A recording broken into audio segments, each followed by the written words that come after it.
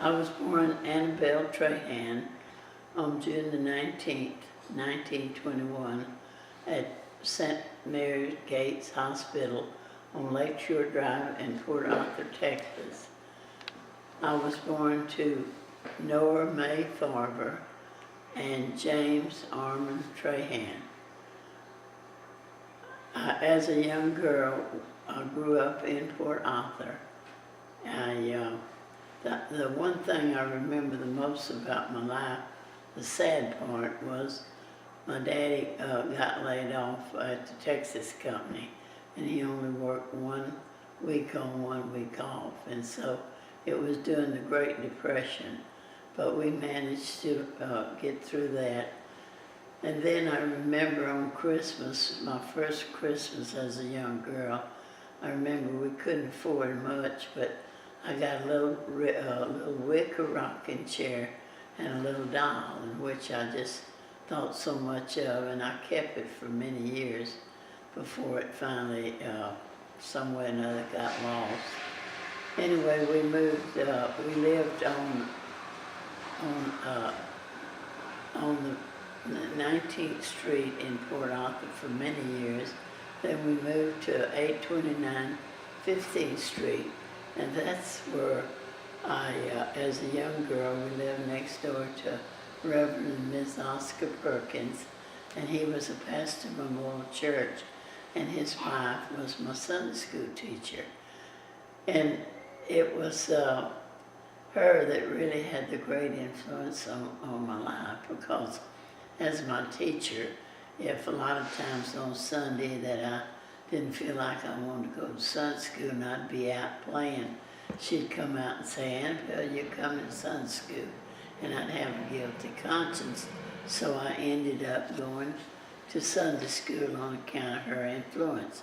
She also hired me to help her with her house cleaning, and she'd give me 25 cents, which I thought was so much money at that time. And they were great influence, her and Brother Perkins. Well, then my dad, when I started to first I went to Webster School in kindergarten. Then from there I went to Franklin School, the first through the 6th grade. From there I went to Woodrow Wilson Junior High School. When I was 3 months into the 9th grade, my daddy wanted to move out in Port Acres area where we could have a cow and have chickens.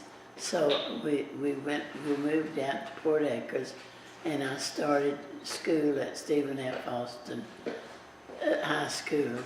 It was tough trying to make new friends. We, being a new student, me and my sisters.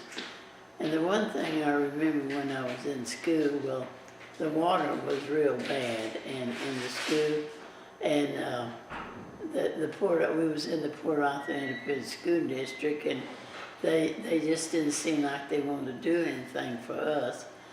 We always got the leavings of Thomas Jefferson High School, but there was a girl named Gracie Dion, and she ordered a strike, so we went on a strike for water. We had a man and his wife that run the cafe across the school, so that's where everybody stayed, and we'd march up and down the street with signs.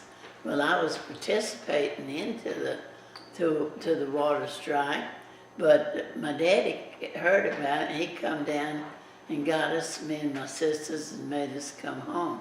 Next day he made us go to school, and I felt so bad because I felt like I was cheating on my friends, but they understood that I had to go on account of my daddy. Well, I went on, and then the first boyfriend I had was Merle Riesinger, and I met him through his mother and sister, who was a neighbor to her sister, and we went on 2 or 3 dates together. And so anyway, it was through him that I met Kylie B. England, and the first time I seen Colby, England, I would never thought that that was going to be my husband, because we was at a dance place, and so Merle wanted to go out. Somebody come and told him to come out and check on Sarge, and that was Collie. And so we went out there, and there he was, drunk as he could be, and they were trying to get him not to drive this car home. And he said, I'm going to drive it. And that was the first time I'd seen him. I never had known him. And so he insisted. So he started out in that parking lot, and he made it home, because several years later I met him again, and of course he made the trip back. But anyway, how I got to going with him, he came on a ship, and my cousin Edith was going with his brother Emmett, and so he wanted to date with somebody, so they come ask my cousin Edith, come ask me if I'd like to go with him. Well, I didn't really know that's who it was that I had seen many years earlier, drunk as a skunk in this car.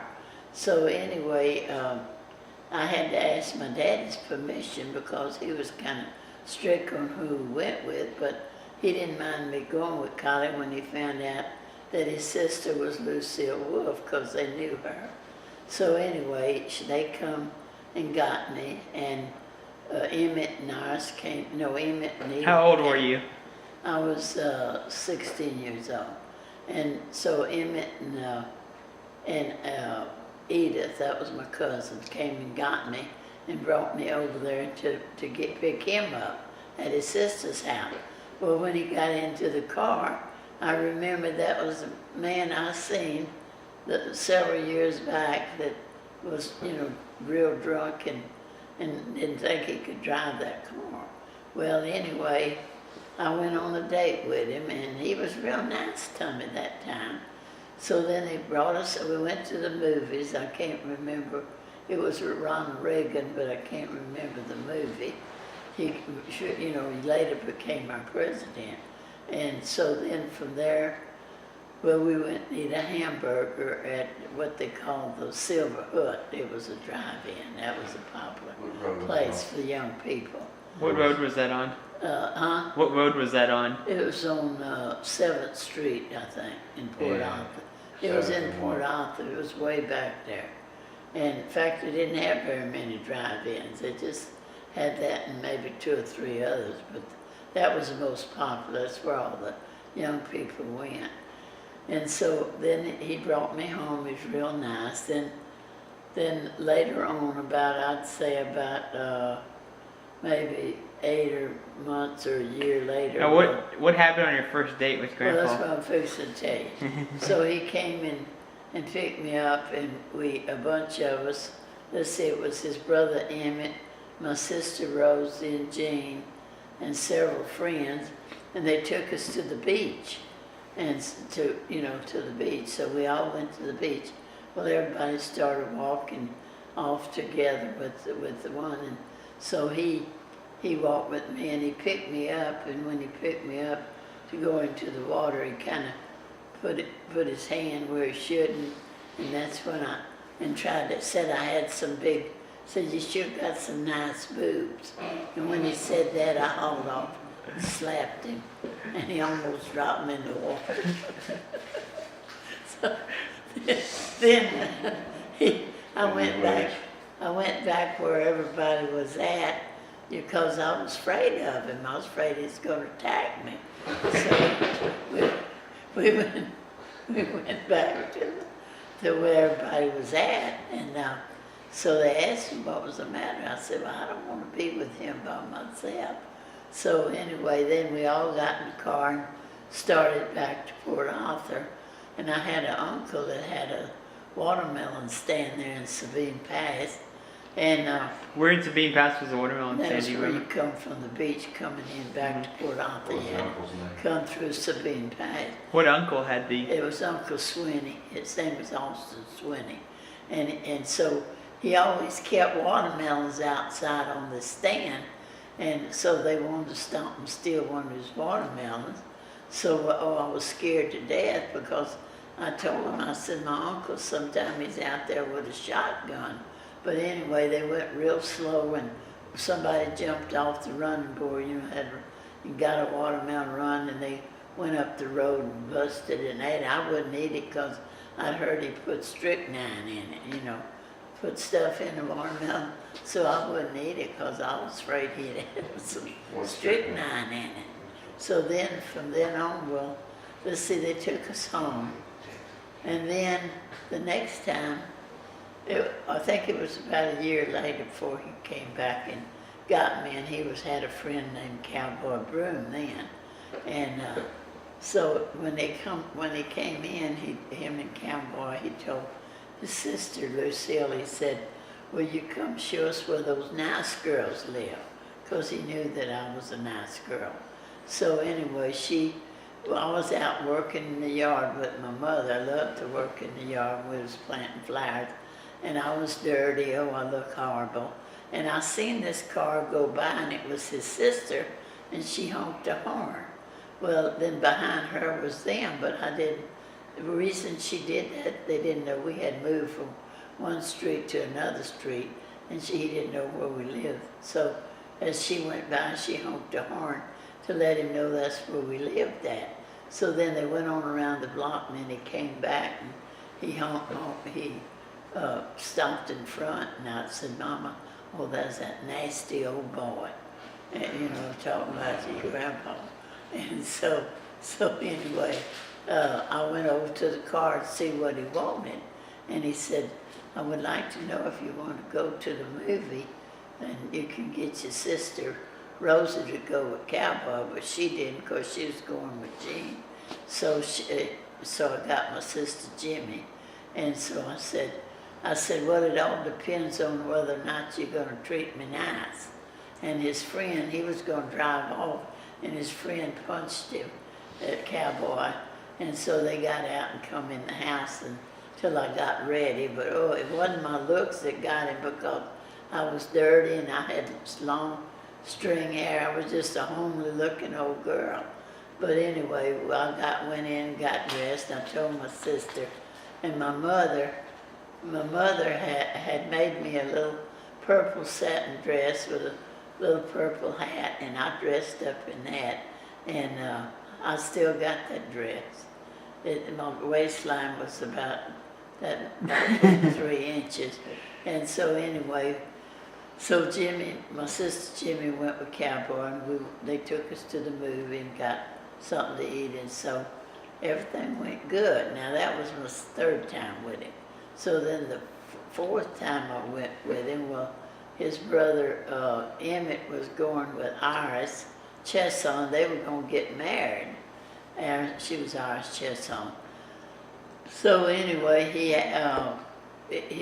that night, well, he asked Iris when were they going to get married, and they said the 2nd of September. Well, he looked at me and he said, how about making it a double wedding? That's how he proposed to me. And I thought he was just kidding me, asking me that. So I said, oh, you just fooling me. And he said, no, I mean it. I said, well, you got to come ask my daddy for whether or not I can get married, because, see, I was just 17. So anyway, he said, well, he'd come the next day. Well, my mother cooked him a real good dinner. And everything, and so he came, and my daddy said, I hear y'all going to get married. So he actually didn't have to ask my daddy, because I'd already told my mother that I didn't know if he was kidding or not. So anyway, he told my daddy that he'd like to marry September the 10th, that'd be so.